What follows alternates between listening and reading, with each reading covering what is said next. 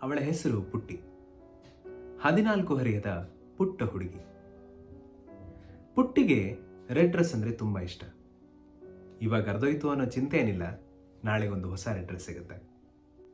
ಎಂದೋ ಶಾಲೆಯಲ್ಲಿ ಕಮಲಾ ಟೀಚರ್ ಹೇಳಿದ ನೆನಪು, ಬಾಹ್ಯಾಕಾಶದಲ್ಲಿ ಕತ್ತಲೆ ಆಗೋದಿಲ್ಲ, ಎಲ್ಲೆಲ್ಲೂ ಬೆಳಕು ಹರಡಿರುತ್ತೆ ಅಂತ. ಪುಟ್ಟಿಗೆ ರಾತ್ರಿ ಕಳೆಯುವ ಹಂಬಲವಷ್ಟೆ. ಇಷ್ಟವಿಲ್ಲದವನ ಕಿರುಬೆರಳ ಸ್ಪರ್ಶದಲ್ಲೂ ನರಕ ಇದೆಯಂತೆ.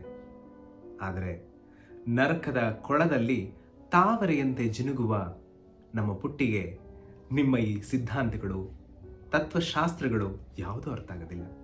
ನೋಡು, ನಾನು ನೀನು ಮದುವೆ ಆಗೋಣ. ನೀನು ಅಂದರೆ ನನಗೆ ತುಂಬ ಇಷ್ಟ. ಇದೆಲ್ಲ ಬಿಟ್ಟು ಬೇರೆ ಯಾವುದಾದ್ರೂ ಊರಿಗೆ ಹೋಗಿ ಸೆಟ್ಲ್ ಆಗಿಬಿಡೋಣ. ಇಂಥ ಕಾಮೋದ್ರೇಕ ಕಥೆಗಳಿಗೆ ಈಗ ಪುಟ್ಟಿಯ ತುಟಿಗಳಲ್ಲಿ ಬರೀ ನಿರುತ್ಸಾಹದ ನಗೆಯಷ್ಟೇ ಉಳಿದಿದೆ. ರಾತ್ರಿಯ ರಕ್ಕಸರಿಗೆ ಪ್ರತಿ ರಾತ್ರಿಯೂ ಉಣಬಡಿಸಬೇಕು. ಹಲವರಿಗೆ ಪುಟ್ಟಿಯೇ ಬೇಕು.